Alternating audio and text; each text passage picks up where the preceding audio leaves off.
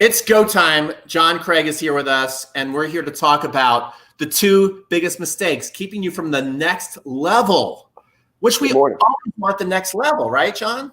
Absolutely. We're going to cover some key things that are going to help you really improve during this time where you've got extra time on your hand to work on your game. That's right. I want the next level. You want the next level. They want the next level. We're all here for the same reason. And there's two big mistakes people are making. Now we're not gonna hold it in the bag. We're not gonna make you wait 50 minutes to know what it is. We're gonna reveal it right away. But just like anything, just like kind of saying, well, my serve needs help, there's many layers to it. So even though there's just two problems, there's layers to this. There's layers to this game, folks. So John, since you're my special guest, by the way, John is a USPTA elite professional. His YouTube channel is called Performance Plus. Am I right? Did I know that? Correct. Performance Plus Tennis, yes. And he is being very active right now on YouTube. He's got a lot of really cool at-home exercises you could do, which is what we're going to talk about today. And so make sure you go check out his YouTube channel. But I'm going to let him reveal it. John, what are the two biggest mistakes that people make that keeps them from the next level? Well, I think the first big mistake we make is that we don't spend enough time on our fitness. And I think when Jorge Capistrani was on the other day, he showed a beautiful chart that showed how touring players spend so much more time off the court to improve their game compared to recreational players. So if we have this time right now when we're going through this crisis and we can improve our fitness, it's going to make a big, big difference when you get back on the court. So we really want to encourage you to work on your fitness right now. And one of the things that's really going to help you, and you can go on YouTube and look at how the professional players warm up. I think that tennis players notoriously are very bad at warming up. So the result is a less than ideal performance and also the greater potential to get injured. So I think we as tennis players need to embrace warming up and make that an integral part of what we do every time we go to the court. I think that's really, really good. I want to do some shout outs for some people. I'm seeing Steve is on. Ollie Johnson's on. Scott Levy, my buddy Scott Levy is on. Michael Woodfield is on. Let's see. Tennis 979 is on. Mark Davis, my buddy Mark Davis is on. Alok, Ed. Everybody's just coming in. It's hard for a guy who's not very good at reading to keep up. Just keep doing it. Keep challenging my reading skills, guys, and we are going to have a lot of fun today. Okay, so mistake number one is fitness. What is mistake number two? Mistake number two, really, well, the first thing is the warm-up. And the second mistake that people make as far as fitness is just getting in better shape. So the first thing we want to do is encourage you to embrace and learn a professional quality warm-up that you really it becomes a great habit for you every time you go to the court. And I have a really good professional quality warm-up that we can give you a link to. You can send an email to me, info@performanceplustennis.com. I'll send you the link to that. And I really encourage you to memorize it and make it a big part of what you do. You can also go on YouTube and just look at the warm-ups that Rafael Nadal does and Roger Federer and embrace some of these exercises. And you'll see that some of the exercises they're doing, you'll actually see are integrated into the warm-up program that I have available for you. So that's big because a great warm-up just doesn't warm up your body. It also helps you with your coordination, your balance, your rhythm, all the things that are essential to improving your athletic skills and becoming a better tennis player. So That's a huge, huge thing for you to do. I think I threw John off though, because mistake number two we were going to talk about is technique. Oh, sorry. Technique, that's my part. Remember, it's good cop, bad cop, okay? John is going to be doing the fitness part, and I'm going to be covering the technique. So he probably thought I was going to say it. So I will talk about, so I'm going to talk about his technique, guys. And one thing you'll see scrolling below you, which is really, really cool, is say sign up for my 30-day challenge at crunchtimecoaching.com. If I have any of my people like Ken vouch for me, Ken, how awesome is the 30-day challenge? If people are doing the 30-day challenge, please comment on it because it's really cool because what people are doing is they're sending in their videos. They're getting a fitness challenge every other day and a technique challenge every other day. And what I find is that people either A, already know that they have technical issues that's keeping them from the next level, or B, since they're just looking at the tennis ball all the time and they never really self-study themselves, they are thinking that things are looking okay when things are not okay. Everything's not okay in La La Land. We've got to improve it. And so what I'm going to be covering are the things that I've been learning and seeing and studying through the people sending in their videos. So I figure we kind of ping pong back and forth. John's got some really cool videos. We tested it. Hopefully it will look great. You guys need to be our eyes and ears and say, yes, this video by John looks great because he's smarter than Pete. Pete tried it yesterday and looked like a bozo and had to quickly run away from it. I think John's is going to look a lot better than mine did yesterday. But we need to verify that John's video looks better and he's way smarter than Pete. So just comment and say, when you see it come up, say, yes, John's looked better. He's smarter than Pete. Thank you for providing this high quality video, John Craig. So John, take it away and show us a couple of exercises and then I'll take over. Yeah.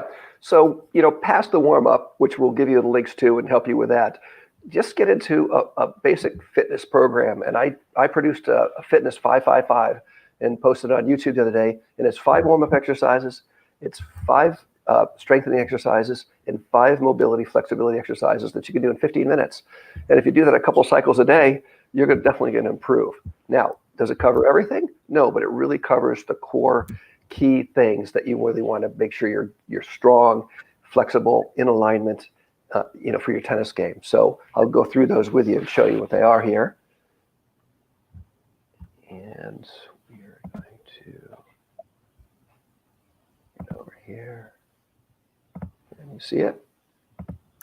Let's 5 warm-up exercises. no, you got to share your screen, John. Okay. That's the key. Okay. So the way this works, guys, just so you know, the behind the scenes, John, we're using this app called StreamYard, which is really, really cool, by the way. If you ever want to do an online presentation, go to StreamYard. Zoom is also very good. And then what he's got to do is he's got to share his screen, and then it'll pop up, and then I pop it into the screen. So sometimes these things are a little tricky when you're new at it. So give us a couple of minutes, but if we can get it up again, it's really, really good. In the meantime, I like that. Ken says the heat is on. Steven says, if you are not a 30-day challenge member, it's great. We're on day 14, so you can still catch up. And Pete gives you personalized coaching tips based on videos and home exercises you send in. So it's absolutely true. That's what we do. And are you getting closer to figuring it out there, John? We're in. We're in. Cool. I'm going to add it to the stream. There it is. Beautiful. Okay. We ready to go? Go for it. So, the first exercise you can do are what I call spring ups. And when we're on the tennis court, we actually do this dynamically by moving across the court. But you can do them in a stationary position, as I'm doing here. And you're just coordinating your arms and your legs. Second warm-up exercise, we're going to do side shuffles as if we're recovering from playing shots. So we're going to start with 1, 2, 3, touch. Very good. So we're just working on our side skips, pushing off. This is going to help your quickness, moving back to the center, pushing off to play a ball. 30 of those. John, you're looking fit as a fiddle, too. Really? Well, Yeah. A lot of people call me skinny fat. I'm not in that great a shape, but I stay fit. And now we do our classic karaoke's back and forth. Yeah. All you need is 12 to 15 feet, in your driveway or backyard, like I'm doing here. You can start to hear me running out of oxygen here a little bit.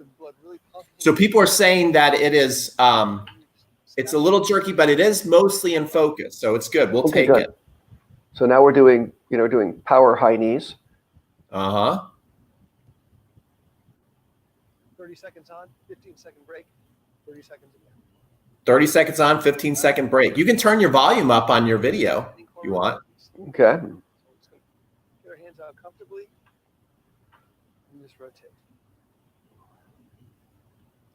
This is cool. I feel good about myself because this is a lot of what I'm doing and we did yesterday in our workout. So I feel like I'm on the right track.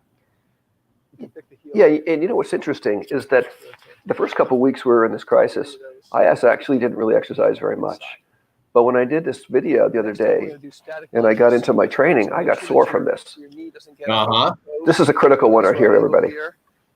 Quad that is horizontal to the ground, nice and flat. A straight back leg. Nice strong posture, hands on hips. Sink in deep, hold for a minute. And then switch sides.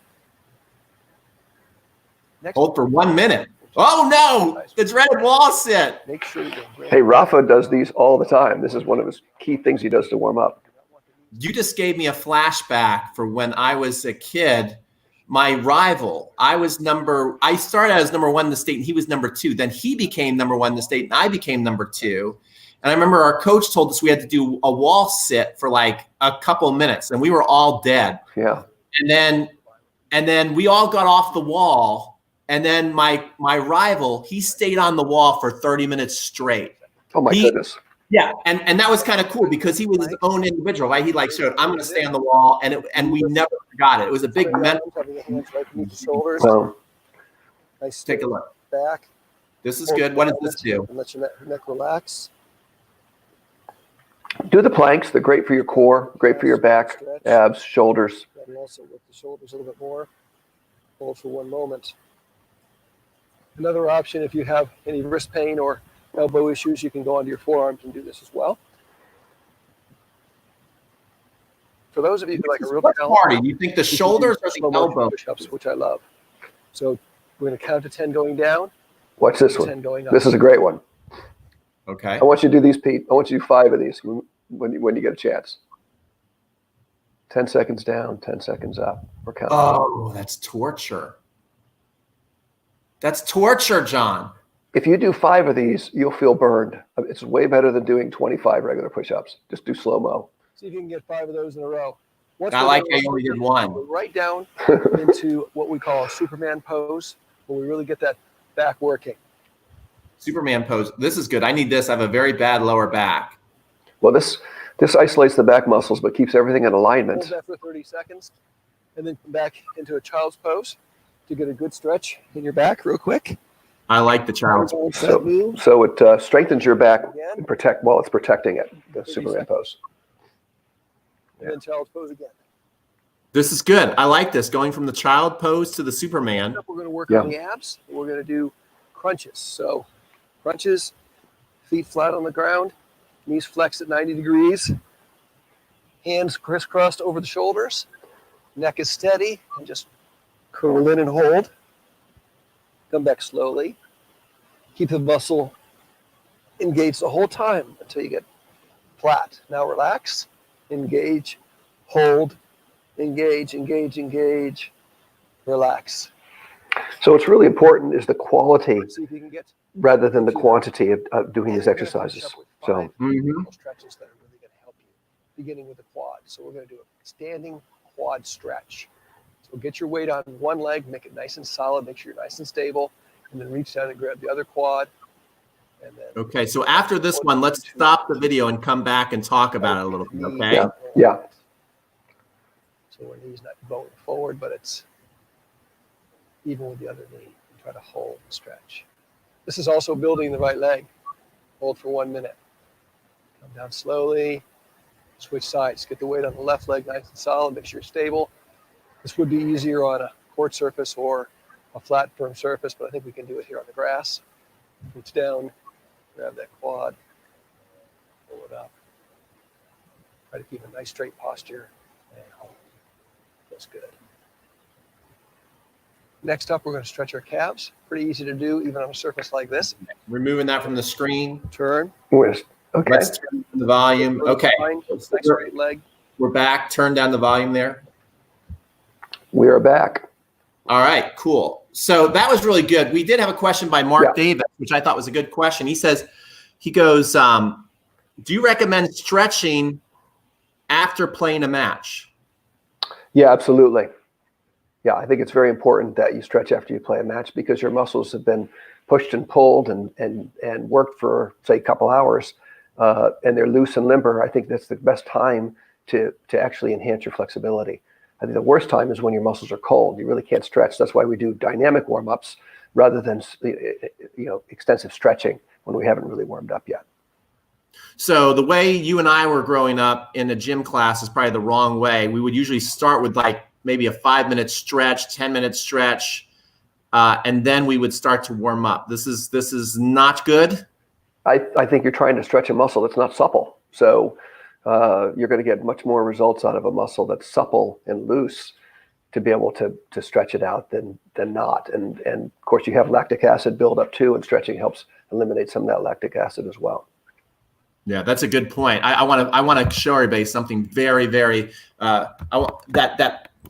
You see that spot on the floor right over there by the picture. That was a scene of a crime a couple of weeks ago, to where I was bringing out my mom's trash, and it wasn't heavy, but I had to readjust and put it down, and my back went pop like that because my body wasn't ready. I got 2 herniated discs, and so when I did that, bam.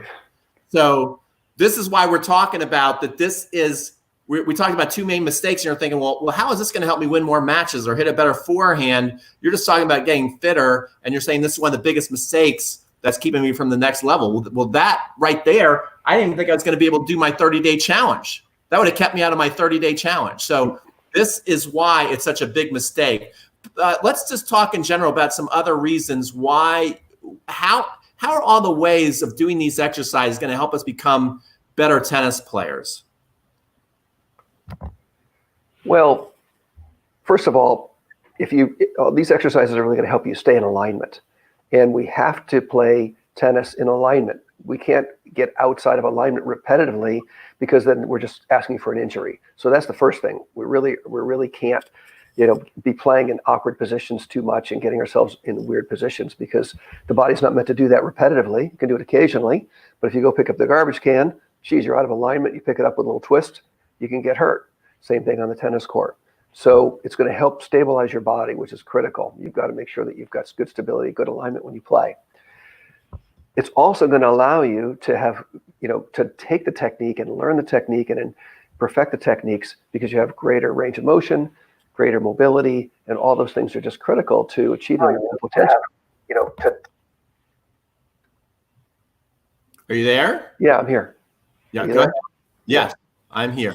So, if you can be technically perfect, but if you're not fit, you're gonna run out of energy. You're gonna get fatigued. You're gonna not have oxygen in your muscles. You're gonna make mistakes. Mistakes happen when we get fatigued. So, the fitness is such a critical part of it. And again, I think that's why we see on the tour today, we see such amazing athletes. They're so much better athletes than they were 20, 30 years ago. I mean, I don't think that the players in the 70s and 80s before Ivan Lendl really even focused on fitness. They just were fit from playing tennis. I don't think Jimmy Connors spent much time in the gym. Let's put it that way. I think he spent a lot of time on the tennis court hitting balls. But I think for us, especially as recreational players who maybe play 2 or 3 times a week, it's critical that when we get on the court, we have that stability, that alignment already built into our bodies, so we can reduce the chance of injury. Yeah, what you just said there actually was very important. I went to the Australian Open this year and got to be in this group to where we had all these cool dinners. It was with Tennis Ventures. You guys should look up Tennis Ventures. It's an awesome thing. And so one night they had Sam Querrey come in for dinner, and he sat and he moved around everybody's table. And then Sam sat with us at the end of the night for like a good 40 minutes, and he just answered all our questions. And we were talking about coaching and who's his coach and this and that. And basically he says, well, I don't have a coach right now. He's like, I think when you're on the tour for a certain amount of time, he's like, coaches can work, but sometimes I feel like I don't necessarily need one. He's like, but what I can't live without is my physio. He's like, physio is the number one thing we all of us tennis players need. We can't do without it. And so all these players, even if they can't afford a coach, are going to get somebody to work on their body and make sure that it's in shape. And really, when you think about Novak Djokovic, his number one weapon might be his Gumby-like flexibility that he has, and all the physical work that he does. That might be his number one weapon. What do you think? I think absolutely. He's exceptional. I mean, he gets more balls back, retrieves more balls, manages to play great defense, turn it into offense. And it really, if you take his athleticism away, what does he have? So, tennis is a game of movement. And if the movement isn't there, you can have the prettiest strokes in the world, but if you can't get to the ball and have balance and have alignments, you're not going to be able to play the ball. So you're not going to be able to play. It's easy to defeat you if you can't stay balanced. And he's amazing at it. So I think that's a great point, Pete. Yeah. Very cool. Okay. I'm going to take over for a little bit and talk about technique. Is that cool with you? And then we'll come back to you for some more fitness stuff. Absolutely. You have some more fitness stuff, correct? I do. Okay, cool. So we've been talking, guys, a lot about the fitness, which is great, but really when you think about tennis, to me, it's like golf with running, because you not only have to hit the ball, you got to move to the ball, but to hit the ball, this racket face is very, very unforgiving. Just kind of like a club face in golf. If I come at a ball and I swing like this, if I swing fast like this, John, if I swing as fast as I can like this through the ball, where's it going to go? It's out. It's out. And how far off am I really? Like if I hit the sweet spot, I do almost everything right. I hit a beautiful looking stroke and I hit it like this, guys. It might be over the fence, definitely into the fence. Would you agree with that, elite professional? Yep. If there's no, because you're not going to hit topspin if your face is open either. So the ball's going to be flat. Yeah, so it's going to be flat and flying. Now, if I come at a ball and I hit it like this, and especially if I don't get under it, if I'm coming under it and do this, it probably will go over. But if I come even with it and I'm at the baseline, it's probably not even going to reach the net, And so, when you're hitting, the angles of the rackets are so, especially when you're volleying, so you got to really know and be aware of what your body is doing. And this is what I've been working with players on in the 30-day challenge, is people have been sending in their videos and we're working on their technique, because the pros don't work on their technique so much anymore. Why? Because it's freaking perfect. That's why. They don't need to. They are perfect. If their technique was at a 3.5 or 4.0 level, trust me, that chart that Jorge Capestany showed, they'd be working on their technique a lot. They wouldn't just be like, well, it's not important, that's why we don't work on it. No, they don't need to work on it anymore, because they've flown past all of us, and they have perfect technique. So that's why it's not as important for them. We do not use fitness enough, but we love to like watch videos, and we all want to have a really beautiful serve and a beautiful forehand. We want to be the player that looks really good hitting a ball. Everybody wants that. But I find that there's things that juniors who get really beautiful with technique and develop what I call in-your-face form, they're willing to do what you're probably not willing to do. And one of the biggest things is shadow stroking and being really, really self-aware of what you're doing. I'm going to come up with just a couple of examples. Number one, when I was a junior, I was shadow stroking all the time. And I remember it was probably about 8 years ago, I was in my mom's kitchen, a different kitchen, and I was still shadow stroking. And my mom just laughed because she's seen it her whole life. She's like, are you ever going to stop doing that?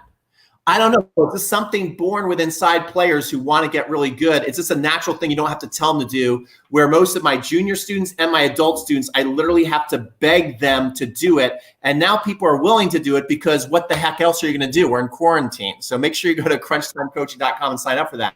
Now, John, I'm going to ask you, did you grow up and did you just shadow stroke without anybody having to tell you to do it? Or did your coach beg you to do it? You achieve, you're a teaching pro, you got really nice strokes. What did you do? Did you just do it naturally, or would people have to beg you to do it? Well, I'll try to keep this answer short as I can. Before I was really into tennis, I was really into basketball. And I was playing basketball around the house all the time. I used to take my socks and roll them up and make a ball out of them. And I used the shades in our living room lights as hoops.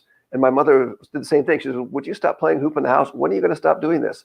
And I was always had this image in my mind of being an athlete and playing. And I practiced a lot of basketball by myself. So when I turned to tennis, it was just natural for me to do the same thing. I just walk in through the house, just doing shadow strokes and just having this image of what a good stroke was. And I also spent a lot of time in front of the mirror looking at my strokes and practicing. So there's a lot of discovery that happens when you're not hitting a ball. And I relate the ball in tennis to like music if you're a dancer. So if you're learning choreography as a dancer, they're not going to turn the music on until you have choreography, and then they'll adapt the choreography to the music. I think the tennis ball is a distraction to actually learning technique. And there's one academy in Russia in particular, I think the Spartan Academy, I forget what it's called. The kids in that academy don't hit a tennis ball for 2 years. They just work on their shadow stroking, building the muscle memory, and then they apply it to the ball. So I think it's critical that we really get good at shadow stroking. Did you hear that, guys? They don't hit a ball for 2 years. That was a similar thing I heard from somebody. What country was that in? That's in Russia. Okay. There's a Russian junior academy over there. There was another guy in Italy who gave a talk, USPTA. He used to play on the tour. I forget his name. I wish I remembered his name. He gave a great presentation, and he said our group that we had in Italy at his academy, he's like, we all became really good players, very accomplished players. And he said one thing that we did that probably not many American kids would even tolerate is we had to sit and listen to how to play tennis for 6 months before we were allowed to hit a ball. And so they went from listening and watching lectures to then starting to shadow stroke to then hitting a ball. That's how important they thought it was. One more story before I give you guys some tips. I remember I had this group called the Young Guns. And I remember this kid, Victor, 8 years old. He ended up going to Kalamazoo, finishing number 3. By the way, if you win Kalamazoo, automatic bid to the US Open. So I remember teaching him and going, man, this kid's going to be good. Like I remember one time I went out for pizza with him and he's looking at me dead serious. He's like, I asked Cameron, and Cameron played at Vanderbilt, All-American, I'm pretty sure. And I mean, these guys are just amazing. This all fell in my lap, 8 to 10 years old. He's like, I asked Cameron if he wants to be a professional. And he said he didn't know. He goes, I know, I want to be a professional. I mean, he was just that focused. And one of the things that always amazed me is every break we had, he was shadow stroking. I remember him being against the fence and him brushing against the fence. But the way he was studying his movement was unreal. It was incredible. And then when these kids, we took them out one night to the movie. This is one of the biggest tennis nerd moments I've ever seen in my life. They greeted each other, not by high five, not by what's up. They started shadow stroking in like a little small circle. It was really weird. I was like, what? And then as soon as the movie was over, it was The Incredibles. I remember Victor walking up the aisle. The dude was shadow stroking his forehand. Okay. But he was really studying. So this is what you've got to do. I'm going to give you 2 tips and then we're going to come back to John. So I'm going to give you 2 tips. Number 1, I'm going to take over the screen here, and we're just going to talk about the backhand slice because we did this yesterday. Is you've really got to nail the preparation. Your first move is so important, and you want to be so good and so perfect with it that you're like a gunslinger in the Wild West, okay? So it's like a forehand, boom, you're there right away, and it's perfect every time. And it's the same every time. It's not like, sometimes here and sometimes there and one time here. It's like every time it's the same over and over again. Like you're going on the draw really quick. And right now, a lot of our members are doing a great job, but they're in the conscious competence stage. I see them like, you can see their eyes kind of going, and then they're like moving, and then they're like getting there, which is the work you need to do. This is not a criticism. This is actually a compliment, okay? But you need to keep doing it, not just when the 30-day challenge is over and you get to go back on the court. You need to do it until it's like a gunslinger. Now, on the backhand slice, which I'm going to teach you the full one today, is when you get ready, and I got a really good coach, so he can let me know if there's anything I'm missing here. But I see a lot of people struggle. Some people like get the racket face like this when they want to slice the ball. Some people are kind of like, they don't bring it all the way back. They get this like really weak attempt at it. They stick their elbow up like this. We had a lady the other day. She was preparing like this. Okay, so it's very deliberate and very the same every time. And what I like to think about is that you just take your hand here and you flex back the wrist like this. So you're jutting the racket butt out to the side, and it's like you go to sleep on it, okay? So you're right here, and you're getting ready. But every time the ball comes to you, you want to be right there, like clockwork. John, how's that first move look? Does it look okay for you? Yeah, it looks great. Looks good. Okay. Yeah, I think that in the preparation phase in the slice, you should feel like your knuckles are facing the sky as well as the strings of the racket. And that's a great position to get into. Yeah. Very, very good. So that's number 1. Number 2 is you got to start to build the kinetic chain. One thing that people do is when they miss a shot, one of their favorite things to do, and again, we're coaching here, guys. We're not criticizing, and I'm observing what I see people do, and whatever I'm telling you do, I've done a million times. Okay, so I've done the same thing. We miss a shot. What's the first thing we do? We look at a racket, like, what's wrong with the racket, and what's wrong with me? It's kind of like you're looking at yourself, saying you're an idiot. So you kind of like blaming your racket and yourself at the same time. And then you're usually like trying to figure out what you did in your stroke. You're usually like practicing a couple like little swings. But I want you to start analyzing your mistakes from the ground up. Most of the time when you miss, it's your, like we've been talking about, it's your footwork, it's your preparation steps to it. And it's also the way you've loaded your body. You know, as you're moving for a backhand slice, you're going to leave a lot of power. I need to kind of bring the whole screen here. You're going to be leaving a lot of power on the court that's not going to get through your racket.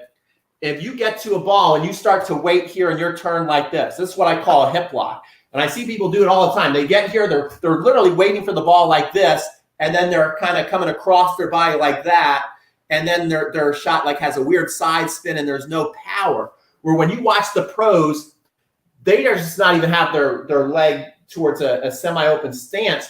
They are also like really getting down. And we talked about this yesterday in our live stream. It's like they're getting here so they can really use their power. So you want to really think about the kinetic chain in that how can you get your legs to create some strength into the ground? You want to feel that strength into the ground, gripping the ground. So then when you go into that slice, you're really knifing it. Like since I did that, I almost had like no room to come at the computer because I felt like my body ready to explode at the ball. So, you know, those are two tips right there. When you're going to really start focusing on your technique at home, you want to make sure that you got your preparation perfect and that you are starting to really work on building your kinetic chain. These are two big mistakes that as people are sending their videos, and I really, really encourage you to do this by just looking at that ticker there below and sign up, is I will then study what you're doing right and wrong and tell you.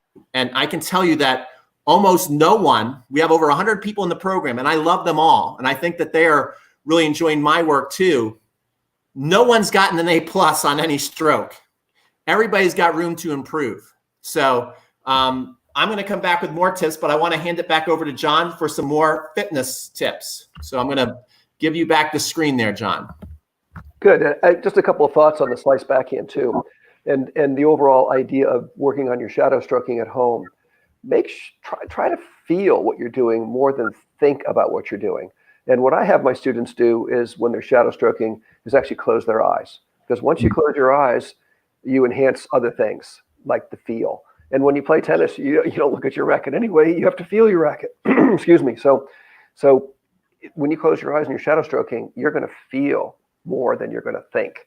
And that's going to help you when you get back on the court as well. Because when you're playing the ball, you do want to feel what you're doing, but you don't want to think about how to do it. You don't want to overthink, right? Make sense? Absolutely. Yeah, and that'll help you quite a bit.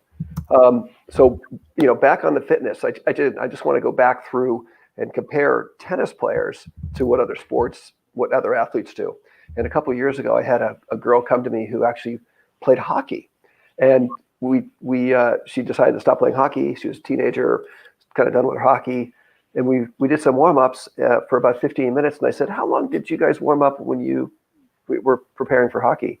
We practiced our games. And she said, 45 minutes. Oh, okay. Well, you won't have any problem doing 15 minutes of warm-ups with me, would you? So just as a comparison, other sports, if your kids are in gymnastics, think about how much time they spend in warm-ups and practices that actually build the skills. Martial arts, same thing. You start martial arts, you spend the first 3 months really doing a lot of exercises that are going to enable you to develop the skills, give you the alignment, give you the balance, give you the strength to become a good, skillful martial artist. So tennis players, I think we're a little too anxious to play. And then as soon as we start to play, that's when we start to limit our growth. And I see it all the time at our club. We have players come in, they're beginners, they take 4 or 5 clinics, and then they start playing matches. And I go, this is about the beginning of the end. They're not going to get much better because they don't have their skills honed. And then they get stuck and they're at a level where they can't really get any better. And then the next thing you know, you see an armband on their arm. then you see something on their knee or whatever. And so I really strongly encourage you, if you want to get to the next level and beyond, look at yourself objectively and try to become the best athlete you can be. And right now, the silver lining in the cloud is most of us have time to improve our athletic skills. Mm-hmm. So strong encouragement to do that. And if you are looking for resources, if you email me, I can send you some links. Obviously, there's so much available online that you can find, but if you need some help, let me know. I'll be glad to help you with that as well. But cool. That really is your foundation to become the best athlete, best tennis player you can become. Absolutely. Absolutely. Yeah. What would people email you at? info@performanceplustennis.com. info@performanceplustennis.com. Very cool. Maybe you can figure out how to type that into the comments. Now, do you have any more video for us? Let's have a look. Let's take a look at another video. And while John is getting that out, I'm going to talk about something very important. So I'm going to give John a couple minutes to get that, because now what we've done, okay, I like to take people in progressions. So what I've talked to you about in this shadow stroking is number one, nail the preparation. Number two, it's the kinetic chain.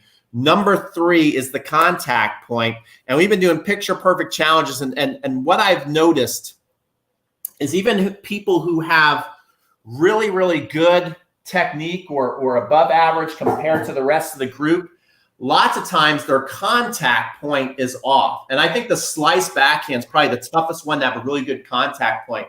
And it'll be good if John can verify if he likes my contact point. But, I saw one guy yesterday. He looked beautiful. He looked like this. He looked like this, guys. Okay? This looks really, really nice, doesn't it? Would you guys like to have a backhand slice like this? You got out there in the court and you look like this? What do you all think? I bet you a lot of you would like to look like that, okay? Guess what? Not one of these slices is going in, right? As I'm doing this, if we analyze how my racket's coming through this, it's coming like this. It's too open. So by the time I'm hitting the ball, it's flying on me. And how many people out there have tried to slice back and you're like, this looks so cool when Federer does it. Why do mine just fly up in the air? That's why.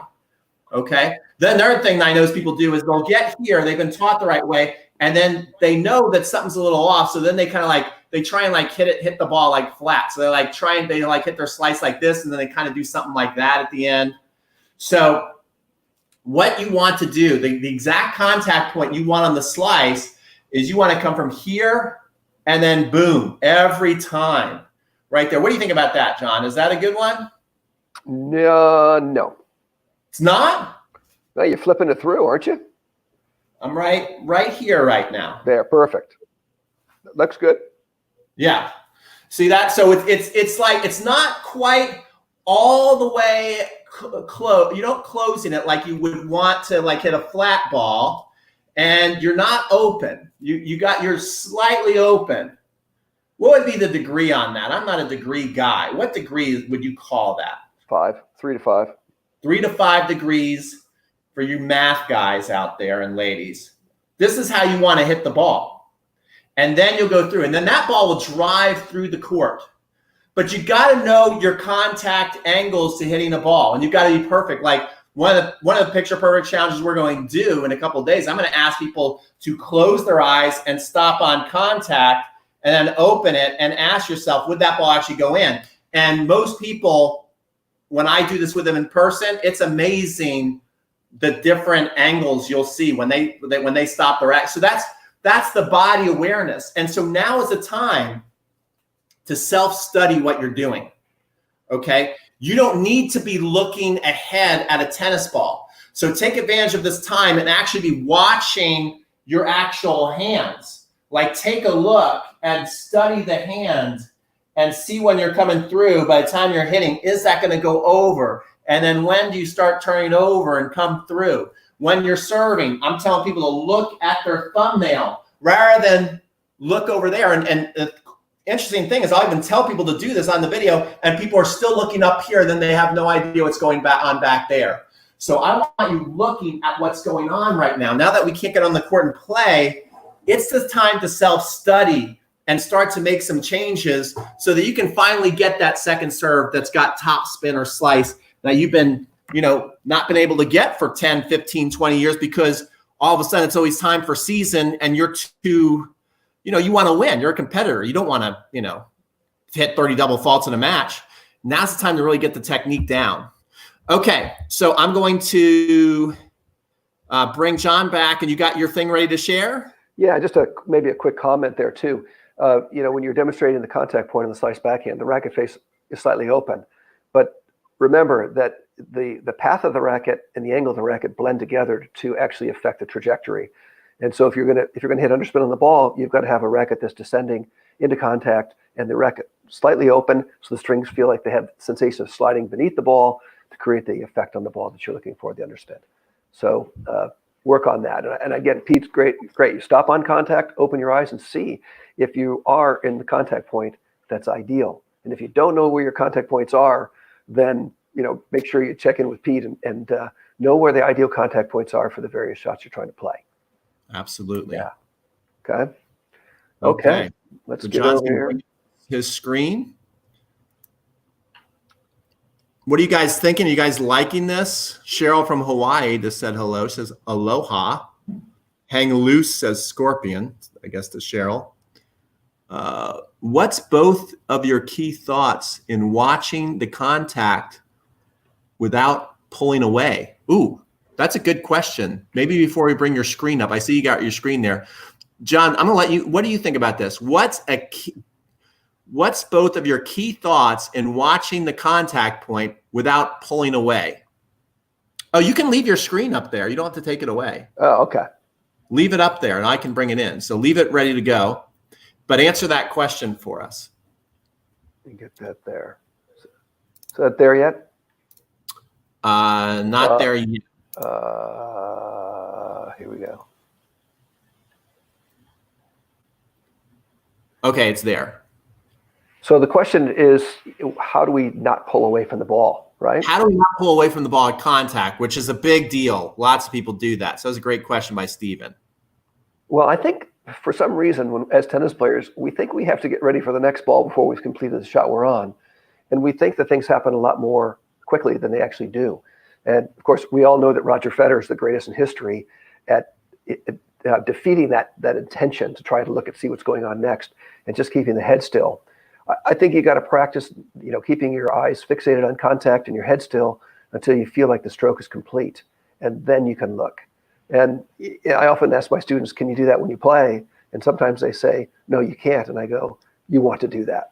You absolutely want to look as though you want to play as though you don't have to get ready for the next ball until you've fully completed what the shot you're playing." The fact is, if you don't make the shot you're on, there's no next ball anyway. So make sure you take good care of each ball one at a time. Yeah, absolutely.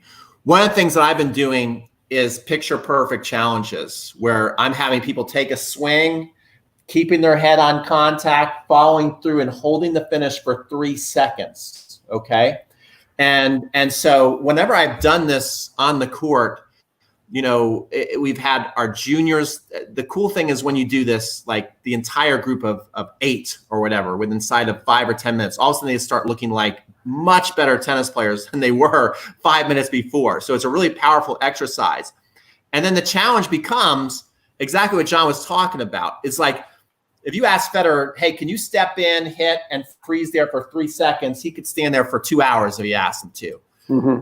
And what Federer has developed, since he has that picture perfect technique, is he's able to do that on the move. He's able to be like literally in the air, like he's jumping off to the side hand, a forehand. And as he's in midair, like his body looks so stable and controlled and so still. It's really bizarre. Like he's in midair and in slow motion, he's like this, hitting the ball. Mm-hmm. And so he's developed that to where he's not panicking, even though he's flowing and moving so fast. You just cannot believe how fast he moves. Like when I went to the Australian Open, I got to sit 4th row at Rod Laver Arena, and I could not believe how fast this man still is at 38 years old. He is lightning fast. Yeah.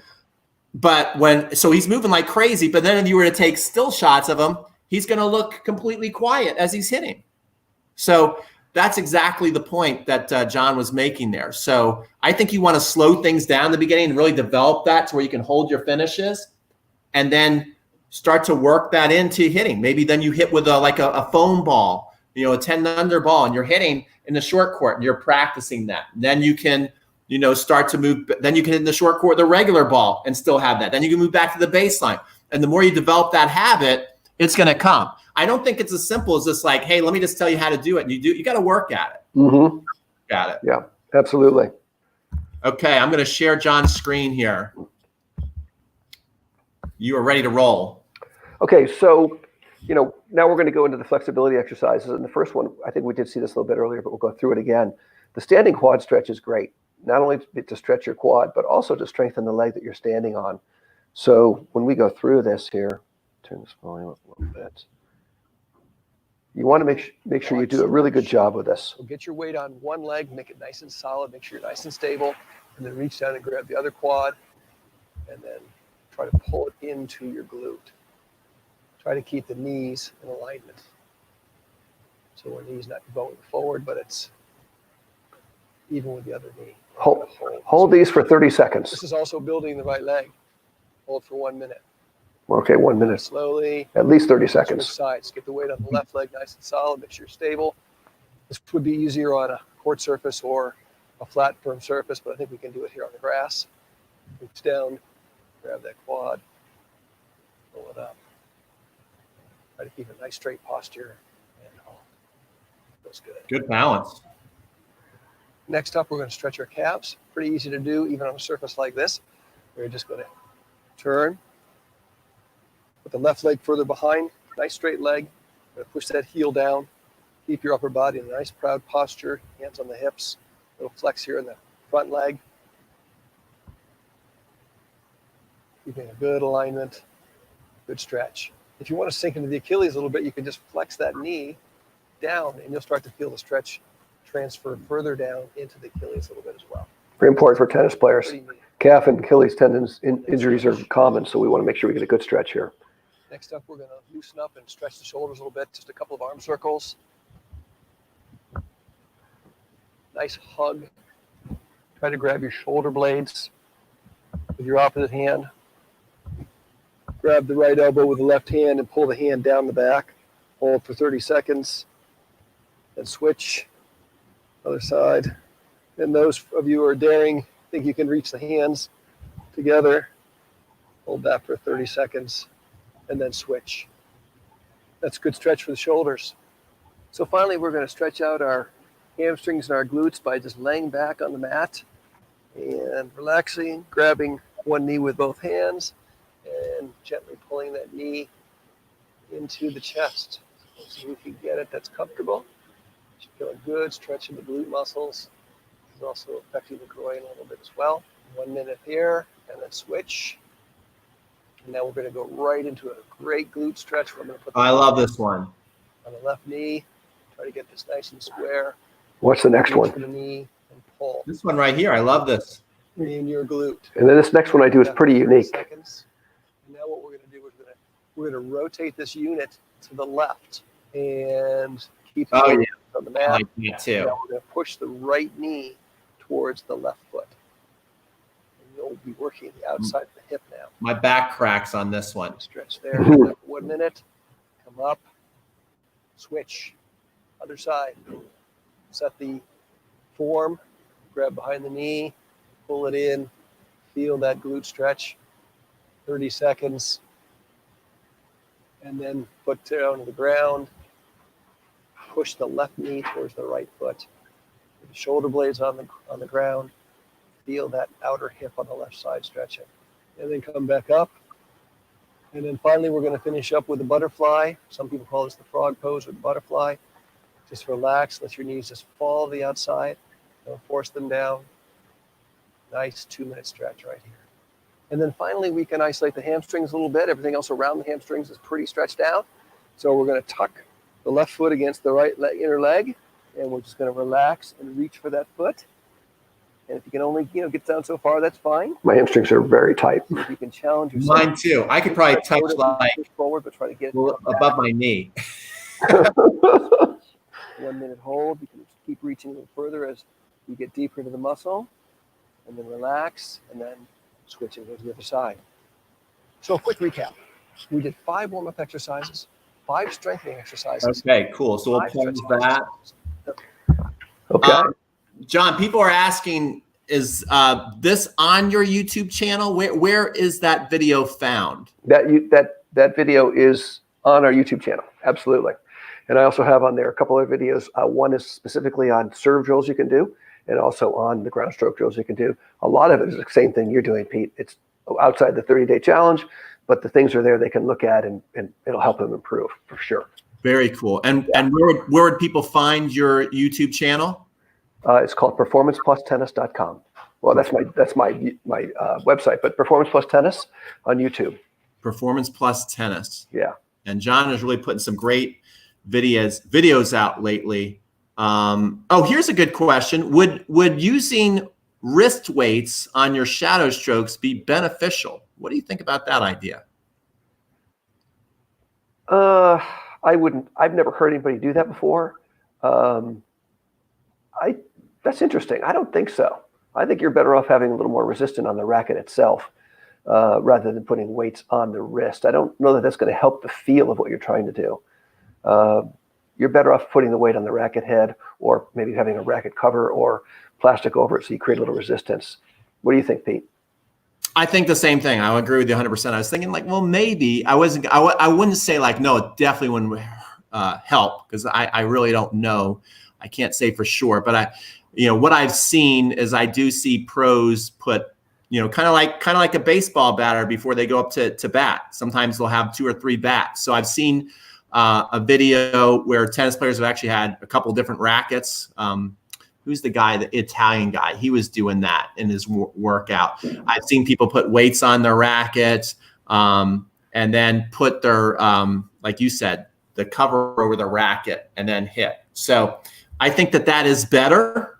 But I'm not going to say 100% no on the wrist thing. Yeah, I'd have to try it. I've never heard that question before, seen anybody do it before. I think my initial thoughts are you're better off doing medicine ball work where you're getting that kinetic chain built, rather than having the weight on the wrist there. I'm not quite so sure about that. We'll have to try that and see. Yeah. Yeah. Here's a good Zen one that Steven just came up with. I almost want to go do it right now. I'm just going to leave the live stream right now and do it. It's so good. He said that he recommends going out for a walk with your racket while listening to music and doing shadow strokes on the walk. I mean, what a lovely thing. Yeah. With your mask on. Don't forget your mask. I love that. Yeah, that's great. Yeah, very cool. Okay, good. I've got a couple more things here. So we've talked about nailing the preparation. We've talked about building the perfect kinetic chain. We talked about the contact point. Now I'm going to do the last one. Okay, so I'm going to take over the screen because I'm too afraid to put those cool videos up like John did. I tried it yesterday and I got just rocked by the YouTube live. It just looked terrible. And they were such awesome videos. Okay, so I might try one. I've got to try one, John. You've done such a good job.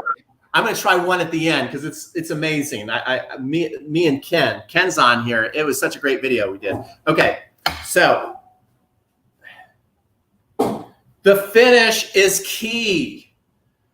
The finish is key. So again, a lot on the 30-day challenge. We're having the finishes. So I know some people have talked about on the slice that you see Federer sometimes, he just kind of comes down like this, and I see people trying to copy that.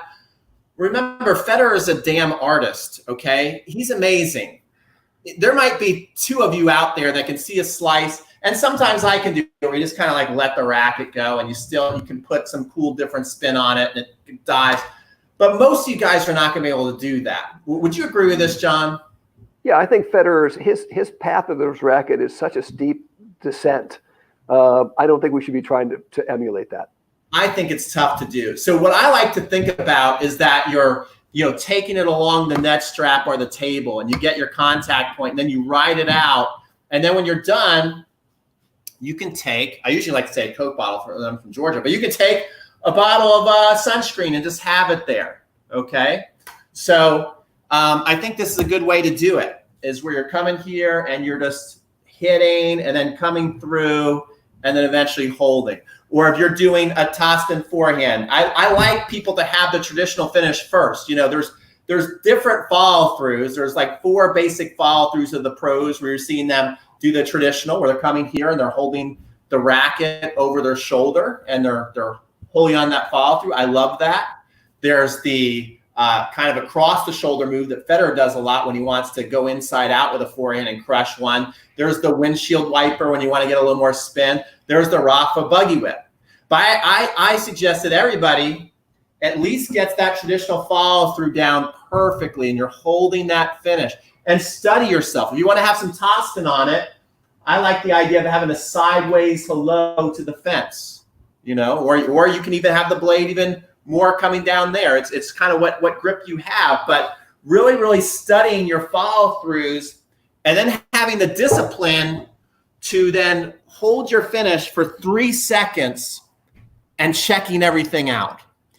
And it's amazing, again, when I do this, how long 3 seconds seems to people. They just can't hold it for 3 seconds. I mean, usually in a group setting or even a private lesson, takes me about 5 to 10 times to tell somebody you didn't hold that for 3 seconds. You didn't hold that for 3 seconds until they finally do it, because I'm not going to give up until they do it.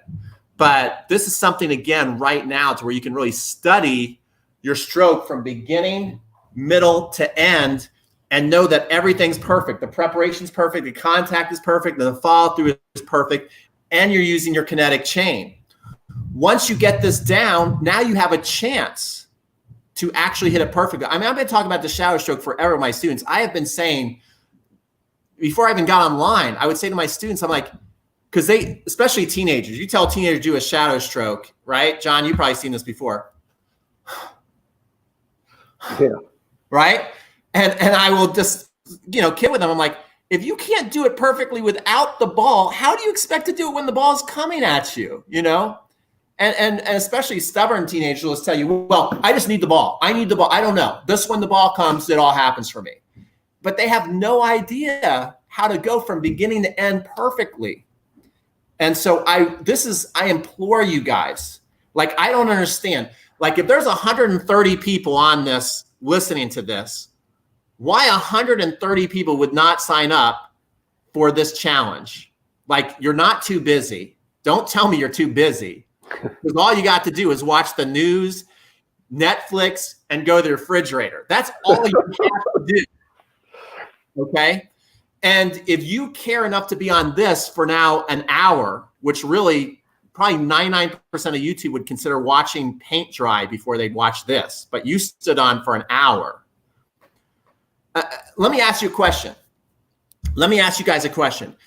If I offered to come out and I could just snap my fingers, and I want to see answers. If I could snap my fingers and give you guys a private lesson at your local court, even if you're in California, I'd come out, I'd be on the court. Would you meet me out there? Would you want to take a lesson with me if I could be on your court in the next 5 minutes? I'm coming to you. Let me know if you would do that. I want to see some yeses or some nos. Yes, Pete. No, Pete. Like, let me know. Would you want that? I got a thumbs up. Hang loose. Where's people are catching up. I want to see. Yes. Absolutely. Yes. So people would want to come get a lesson. A lot of people wouldn't, I guess. They'd rather just watch me on video. I'd meet you halfway. Okay. Ken would meet me halfway. All right. Yes. What if we could magically make a tennis court appear in your house? Like, I just gave you a brand new tennis court and I came to your house and you wouldn't even have to leave your house. Would you take me up on this? Who would do that? Okay. I think most of you would say yes, even if you're not answering yes. I would hope you would. Then this is the opportunity you have. You literally take a video and I study your stroke. And I answer you back. I answer you back, and I show you exactly what you're doing right and wrong. We'll try and show you an example of that at the end. But all you have to do, you see the scrolling ticker. It says crunchtimecoaching.com. That's where you sign up. So that was a shameless plug, John. I mean, it was obnoxiously aggressive, but that's how much I believe in it.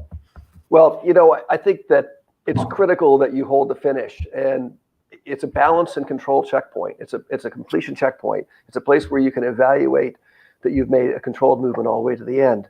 And I think, on the forehand in particular, it's a shot that has a lot of freedom in it and a lot of style. You see a lot of variations. The slice backhand, there's not a lot of wiggle room. I mean, the fundamentals of it are pretty locked in. You can't really have too many variations. And I think holding the finish is really a critical component of the slice backhand. So I can pull up a quick demo of my slice if you want me to. I would love it. Let me, yes, bring it up. Bring that puppy up. See if we can take a quick look here and have a look here. And you'll see when I'm playing it here that I'm actually holding my finish on my recovery. I'm coming back, I'm holding. And you can see I can hold that at the end. You can see I can put that glass of water on the open face. Oh, cool. Hey, it's look open. At that.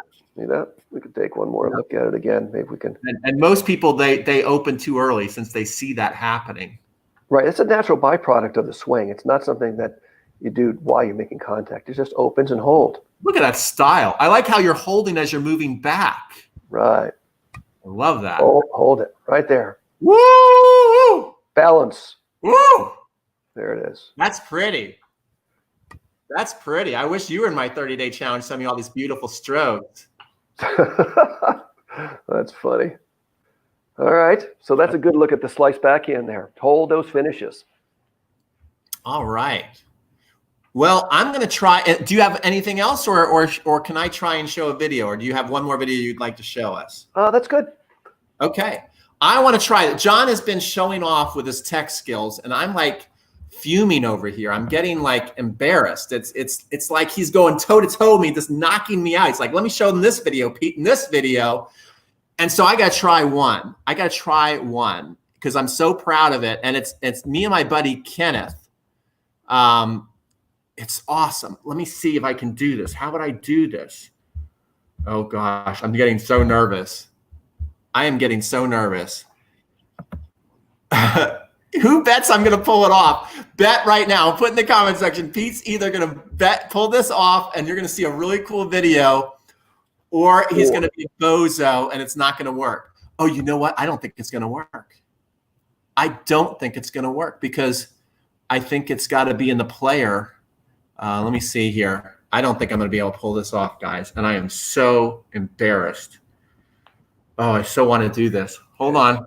I'm trying to find it. Can I answer a quick question from Tanya Robinson? Hi, Tanya. Go ahead, answer questions while I'm doing this. She got a great question. Wouldn't you guys say the finish is more natural and a more natural outcome of the racket path rather than something you tack on? Absolutely. The finish is a byproduct of a great swing. If you have a great finish, it's a byproduct of a great swing. It's not something you can actually manipulate, but it is a checkpoint. So you can work backwards from that to determine perhaps where you have maybe a flaw in your stroke. But that's a great question. Answer another question, John. Answer more questions. I'm still working on I'm going to see if it will play on YouTube because I realize it's not going to play off my video player on my computer like you have it. So I'm failing miserably. I still want to see if I can just show it. So you go ahead, answer. Are there any more questions, or who's out there having fun right now? Let's have a look. Lefty and righty tennis coach, dream team. Thanks. That's right. That's right. There you go. Let's take a One thing we should probably talk about while I'm pulling this up is talk about Dream Team. Maribon with the Tennis Summit. He is got all the best coaches online. I do the same thing with the Tennis Con, but he's got it with all the best coaches. It's coming up in a couple of weeks. You can get your free ticket. You can either on John's email list, you should have probably gotten an email to it. If you're on my email list, I sent it out today in today's email. So you can go there and sign up. The Tennis Summit is an awesome event. Starts April 20th, right, Pete? Starts April 20th. And we have a lineup of many of the top coaches in the world are participating. It's a free event. You can sign up and you can actually buy the event for a lifetime, but you can also see the event live for free. featuring Paul Enicone, Gigi Fernandez, Jeff Salzenstein, Peter Freeman.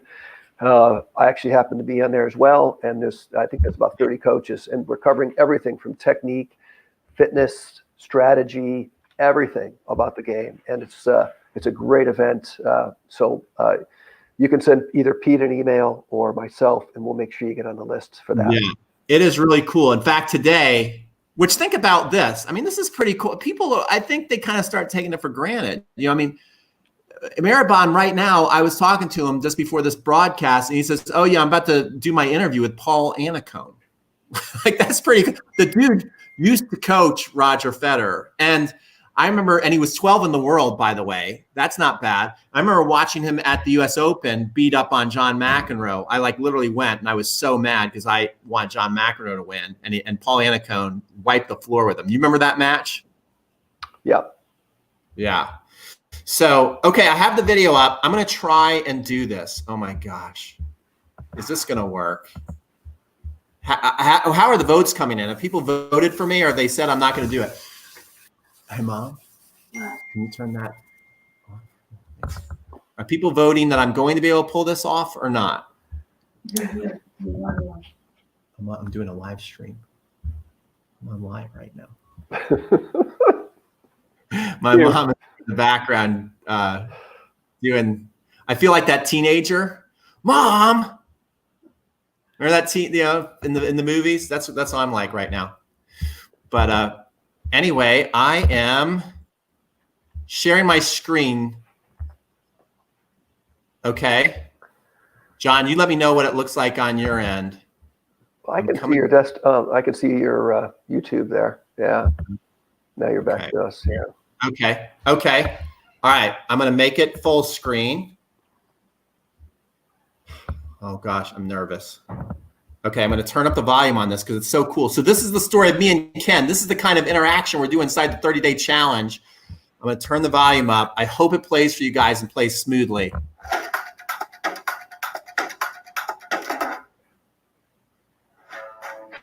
Looks good. Hey, Ken, you are all geared up. So that looks good. Here, and then this starts to go the shoulder. Great job, though. It really looks good. Pete, as far as the course goes, I've already got my money's worth because you sent me one video of critiquing my forehand. Now I'm going to go and work on that and get it back to you. Okay, this is Closet Cam today. Hey, Ken, yeah, good job. You're using more of your hip. So I think what you could do is just work on going back, getting a little deeper into that tilt. Overall, it looks pretty good. You're definitely on the right track. All right, take care. Good job. Again, Ken looks really good. You might, again, just want to bring the racket a little further back. It's a little more relaxed and longer. I know you're having a great time, and keep up the good work, and really proud of you. Hi, Pete. It's Kenny here. Blue Kenny headband, green to match your shirt, I guess, today. The first time I got any video feedback from you, it was worth the $37 right there. The video feedback, that is the best part of it, for sure. Thanks, Kenny. Really, really awesome stuff. You know what might be a really good advice for you to get is the Serve Master. I'm working on that serve, the arm bend thing. Just bear with me for a little bit. I'm going to try a little bit more loose. I think I've been considering it like I was throwing a baseball, but I'm going to try to throw a football instead. It's quite a different motion. Ken, so you're almost there. Very close. Getting a lot better. Okay, repeated day 4 on day 11. Let's try it with my Top Spin Pro. Ken, you look good. This is feedback for your forehand, your backhand. Be a little more relaxed. Be a little looser with it. Flow a little more. Same thing on the forehand. So, you kind of finish like this. Be a little more relax.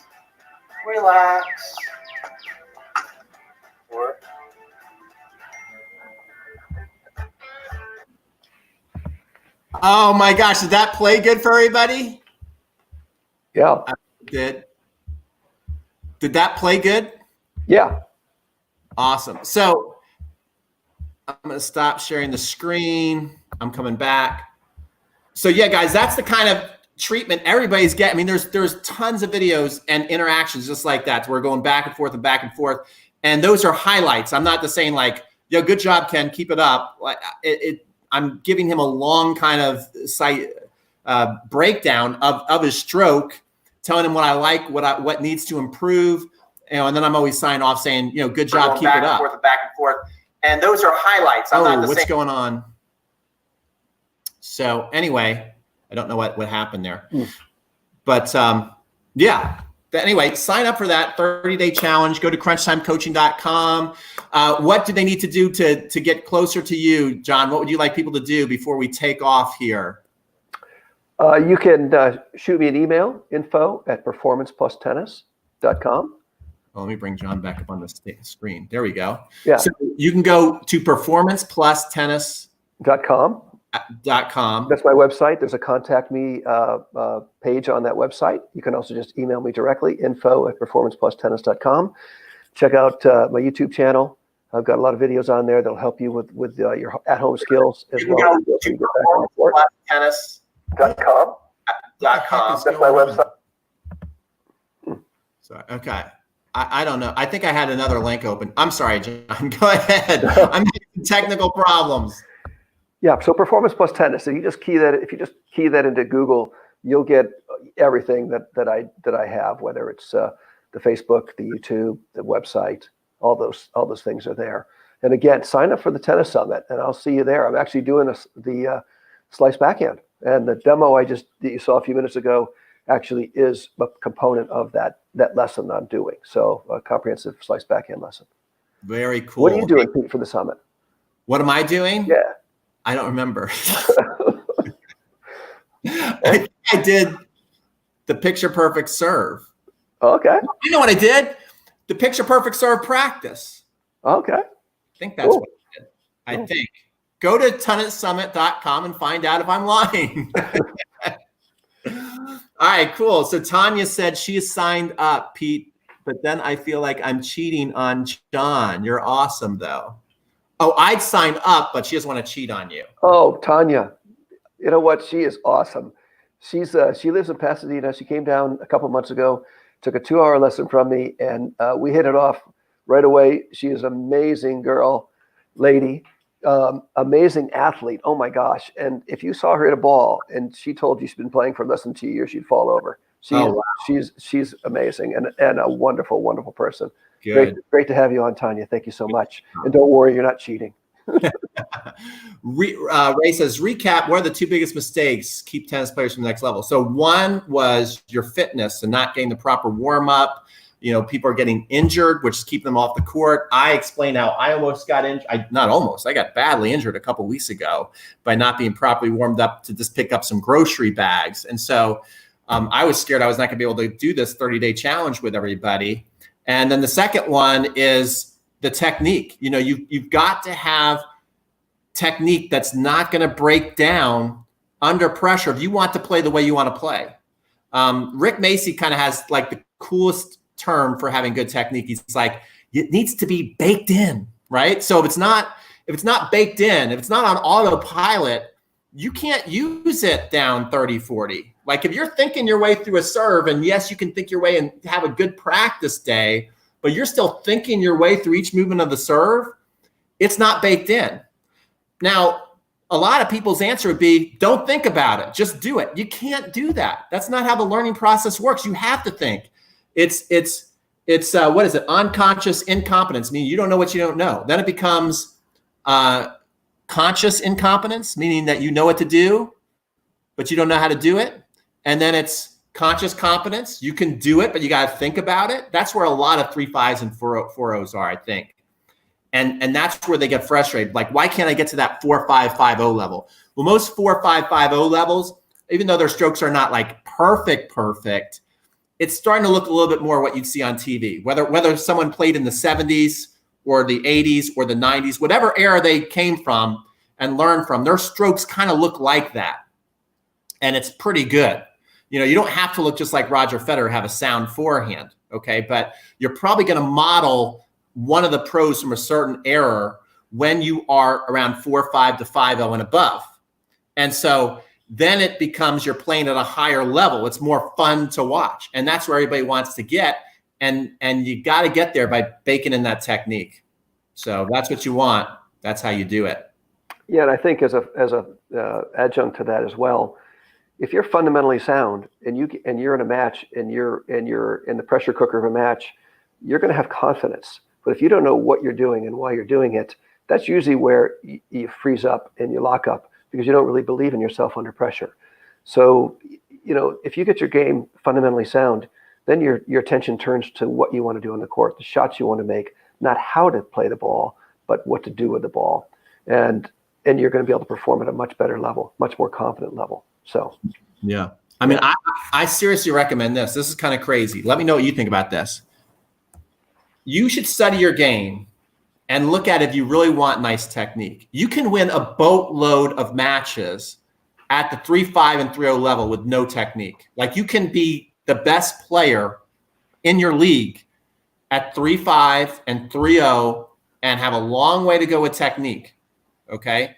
So if you want, and maybe at a low 4-0 level, but then when you start to see the better 4-0 players that can actually go out and they'll be invited to hit with the 4-5 players, they have pretty good technique and you're going to have to get your technique to another level. So if you're like, well, I just want to be awesome at 3-5, forget about technique and work on being really, really good at contact point, simplify everything and just get really good at bunting a ball. This is why pushers can beat you. Lots of pushers have great hand-eye contact and they know that they can put it there in a corner and then they can hit a little drop shot and then they can lob it over your head and then they can hit it cross court and they barely lose because they don't have to overthink things and they've got good hand-eye coordination. So when they're going to play a match and you're thinking about step 1, step 2, step 3, and you're like, how can I lose this person? I have such better technique than them. Because you're sitting there thinking your way through everything and they're just going doop, doop, doop, doop, right? So if you want to like dominate 3-5 and 3-0 level, get good at that and get your fitness level up so you can just grind people into the ground and frustrate them and not get tired. You out-tire them and you frustrate them. If you're like, no, Pete, that's why I'm watching online videos because I don't want to have technique like that, then you should you should sign. I don't know how else to say it. You should sign up for the 30-day challenge and go to crunchtimecoaching.com. I mean, one thing that's crazy is that we got 96 people on and no one signed up the whole time. And so I really question how bad you want it. If you're sitting there and you're 3-5 and you know your technique is not baked in, but you want to look really good, you don't want to be a pusher, then you should sign up. Otherwise, you're not going to get there. You're just not. Because you can't think your way through under pressure. You've got to think it through now, develop it. So when you go play a match, you're just pulling triggers. Okay. And there's nothing wrong with developing technique and getting technique really good in practice. I mean, this is part of the process and being pretty good for the first 3 or 4 games and then getting nervous and it's not baked in and going to a pusher style if you want to win the match. I don't have a problem with that. What do you think, John? Well, again, it goes back to what your objectives are. And I think that, one of the other mistakes that tennis players make is they focus too much on winning rather than growing and improving. So it all depends on what you want. If you're content being a 3-0, 3-5, and you just want to play the way you play, that's fine. But I think that the wonderful thing about tennis is the challenge to get better and to grow and improve and discover. So when you get back on the court, emphasize less winning and more about, learning how to bring out a good performance and implement new things and challenge yourself to let go of the winning and losing and more about growing and improving and implementing new ideas and things. That's going to make the game much more interesting for you and make it much more challenging and rewarding as well. I agree. I think that's why most people are here. I think most people are here not because they dream of being a pusher and poking the ball around. I think they have bigger goals than a lot of people at the club. That's why I call most people who are online, I call them totally obsessed tennis players because they're obsessed with tennis. They love tennis. They want to get better. They want to play what most people think to be the right way, meaning with good technique, good form. They look good. They're playing the right shot at the right time. They're doing everything right. That's why you're online watching this video today. If you didn't care about that, you wouldn't be here right now. But I'm telling you as a coach, it takes more than just watching the video. It takes more than just listening to a tip and going, that makes a lot of sense. I mean, I think here's one thing, a big mistake that people make. They go, that makes a lot of sense. I can't wait to go use that in my match tonight. Well, as a coach who really, really wants you to succeed, that's not going to happen. You're not going to watch a tip unless there might be some tips that are so good and so easily implemented in your game that you can actually do it the same day. Most tips, though, are aspirational, meaning that here it is. This is what the end product should look like. Now you got to go work for it if you want it. I mean, that's just how life works. You know, it doesn't mean that tip's no good. You know, I mean, right now you could go get a tip on how to, build a business. Now, it could be the best. Warren Buffett could give you a tip on how to do stocks, but you can't just be Warren Buffett. You've got to work at it. And so right now is the time to work on your game. That's all I'm trying to say, is right now is the time to go to work. It's not the time to just watch another video. It's time to work and bake in your technique. And this is the opportunity you have with me and John. You can go to his YouTube channel. You can start doing these fitness exercises right now as soon as this video is over.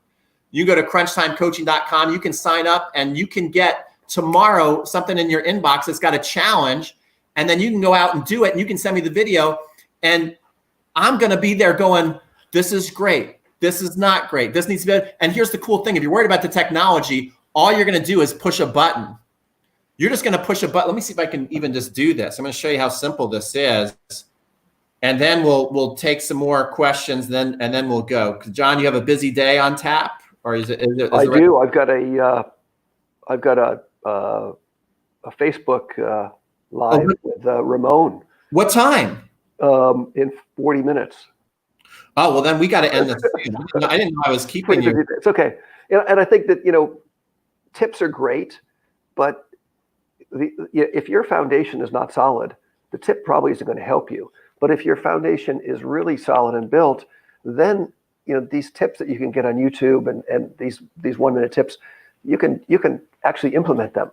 But if your foundation's not built, then you're just guessing, and it might work tonight, but it's not going to work tomorrow. It'll evaporate. So make sure that you're working on your core foundational skills, because that's really where your game is going to grow from and give you the opportunity to achieve your full potential in the sport. Absolutely. I just want to show you this, guys. There's no app to download. You don't have to download an app. You don't have to come up with anything other than you'll be on this little platform.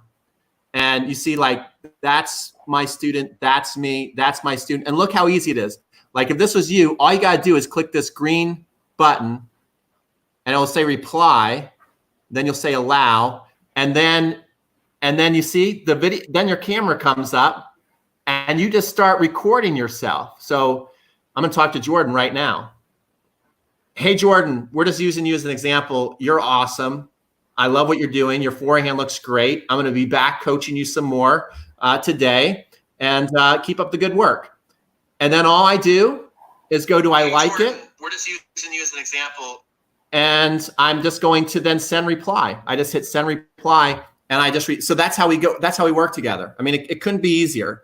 So if you're like thinking about, well, gosh, it's probably really complicated on how to do this, and I'm afraid of the phone, or it's like, it's literally that easy. So that's it. We're going to take off. John, good luck on your interview later today. Yeah, a couple things really quick. Just a reminder, if you go to my YouTube channel and look at any of the fitness videos, and you go in the description down below, there's a link to my comprehensive warm-up program, which you can get and memorize that. There's a great comprehensive warm-up that's going to help you improve as an athlete. It's going to help you prepare for your playing your matches. So get that. And then I've had a couple questions also that people have been on the website asking about our membership. And we will be opening up the membership during the Tennis Summit. So there will be a 5-day window where the membership is open. In the meantime, if you want to get on the list for that and get some content from me or some information, just go ahead and subscribe on the bottom of that membership page. Very, very cool. Okay, guys, go do that. Go to Performance Plus on YouTube and start watching John. You're going to like it. He puts really good, clear, concise videos together. No nonsense, great tips, proven tips. I know Jeff Saltonstein also is a big fan of you, John, so that's a high praise. And, keep up the good work. You too. And Pete, Pete is one of the leaders in our online coaching world, and does a great job. I have a lot of respect for you and really admire all the work you've done. And I think that the way the world is changing and evolving, I think what we're doing is actually more important than ever. And it's going to help grow our game. It's going to help sustain our game, and really appreciate everything you're doing. Okay, guys. Thank you so much, John. You all take care out there. Stay safe. Stay inside. Play tennis. Take care, everybody.